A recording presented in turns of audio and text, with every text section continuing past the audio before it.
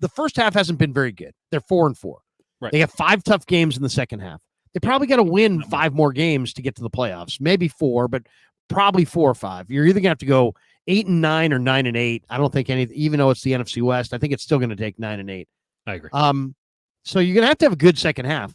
But I mean, all these NFC playoff contenders, I think the Niners can beat every single one of them on the road in the playoffs. If they have to go that route, they're in a weird spot. Would you at least admit that they're in a weird spot in that they want to win a Super Bowl? They're built to win now. They're in total go mode. They have plenty of room cap wise to get their quarterback signed next year. They've done all the heavy lifting on that. Right. It's just they're right now they need a little bit more. I mean, with no IU, can they win the Super Bowl? In your opinion, I asked this question on KNBR Niners Nightly tonight. Can the Niners win the Super Bowl without a significant trade deadline acquisition in your mind? Because I would say, as much as I have enthusiasm for this team, I would say no. Sorry to be pedantic. I mean, you don't have to disagree. Define significant. I don't. Obviously, Jeremiah Ledbetter doesn't qualify. A starting caliber player that's one of your 5 best players on either your offense or your defense. That's what I call significant. Starter, he's automatically starting, and he becomes day one of your 5 best players on either side of the ball. So we're talking a Pro Bowl, All-Pro caliber player. It doesn't have to be an All-Pro, but I'm just saying there's only one All-Pro per position. But, I'm not saying it's got to be Myles Garrett or anything, but I'm saying they need something big. I mean, like Sebastian Joseph Day. No, it could help, but that's not a significant addition. Jadeveon Clowney, I would say right there on the, he's kind of your 5 best players. Yeah, I mean, I think potentially Clowney could be one of your 5 best players. If it's the year 2018, right, I mean, sure, but he's a little south of that. But let's say you got Clowney and Joseph Day. I'm just saying, that's generally what I'm saying. Okay. No, thank you. You're probably right. No, I think I'm with you that probably not. I think they can get damn close. I think that's going to require McCaffrey to come back. I think it's going to require Ricky Pearsall to have a second half that makes people wonder if he should be in the Rookie of the Year conversation. I think it requires probably multiple trades on the defensive side at a lower level. Ledbetter, could go down the line of all the players that we've named that weren't, pop off the page names. I think it requires all of those things to happen in concert, and that's pretty damn unlikely. So, no, I'm with you. This is clearly not a Super Bowl team. There's no evidence that they're a Super Bowl team. There's a lot of players, as Maitland notes here. Clowney can definitely help. No doubt about it.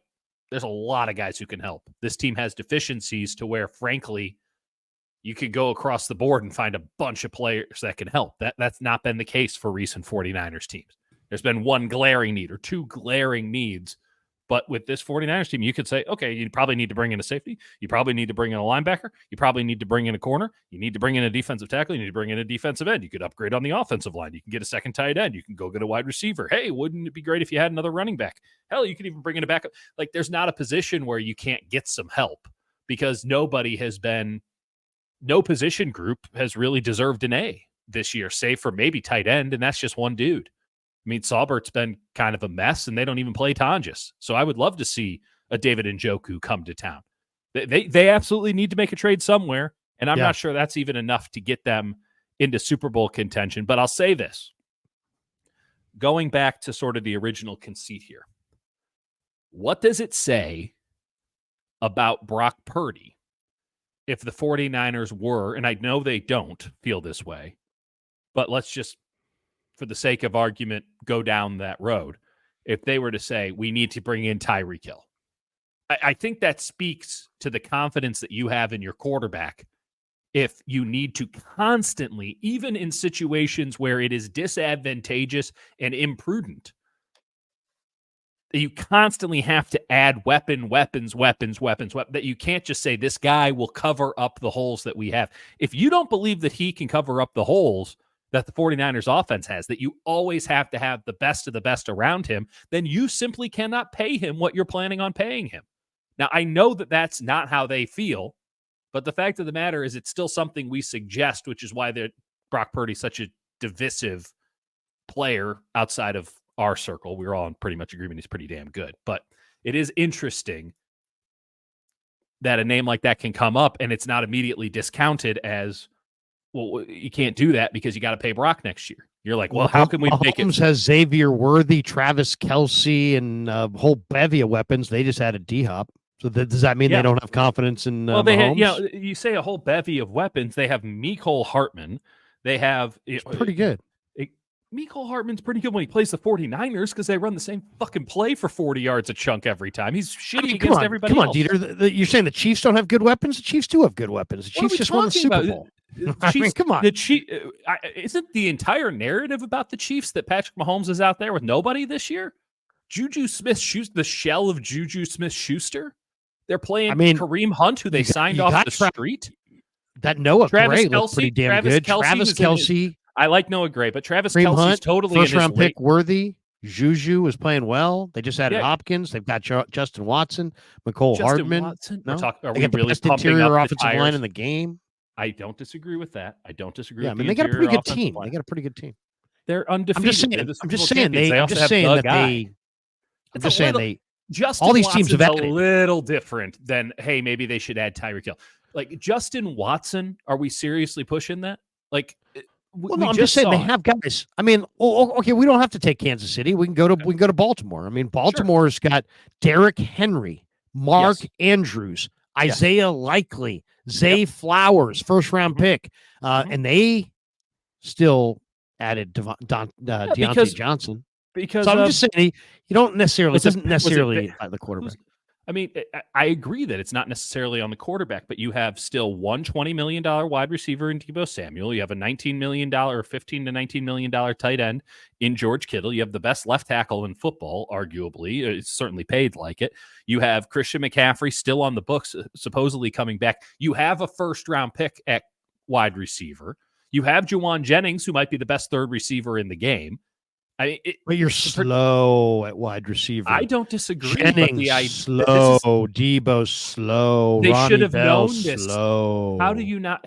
You and I knew this months ago, and so the fact that you're having to make those kind of adjustments to big macro situations mid-season, what's John Lynch doing?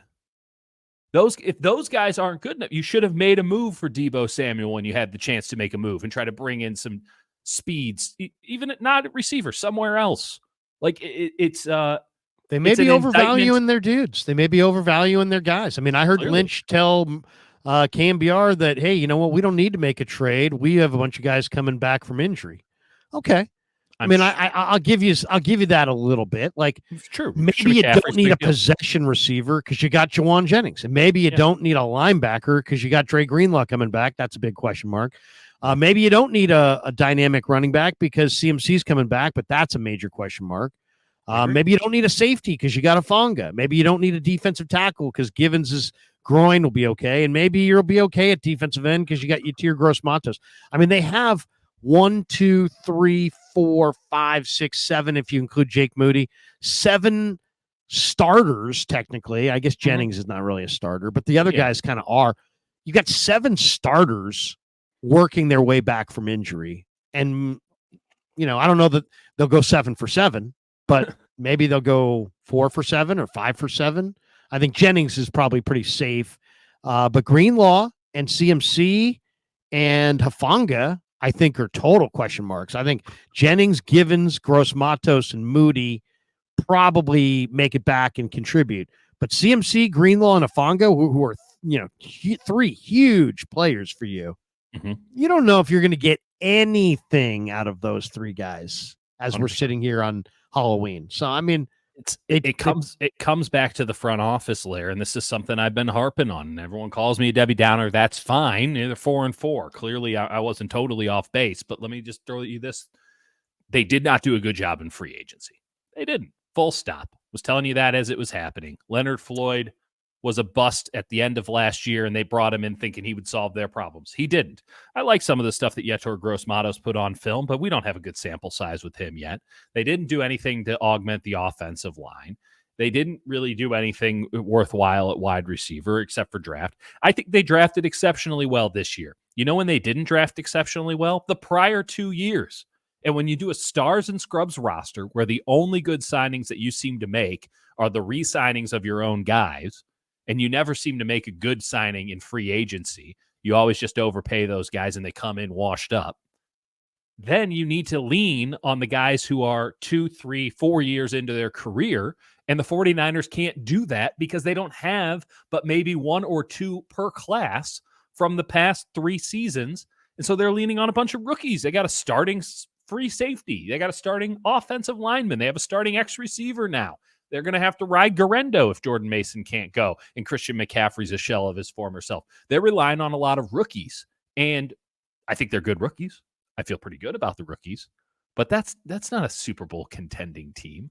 It's just that is a total question mark. It's a total question mark, and it comes back to years of mismanagement, years of, as you said, overvaluing your own guys, not pivoting before you had to get out. They didn't just not pivot on Debo. They signed him to a new contract in order to get Ayuk and Trent Williams in. He's locked in for next year. The idea that this is the last dance for Debo Samuel, that's gone. They could cut his ass, but he sure as hell isn't getting traded at the end of the year because who's going to take on Debo Samuel after the entire NFL has decided we're just going to play man-to-man against this guy and he won't get a catch, and he hasn't proven him wrong yet, and we're 8 weeks in. It's a big issue. It's a big issue, and you rely on the quarterback to get you over the hump, and frankly, the reason they have 4 wins is the quarterback at this point.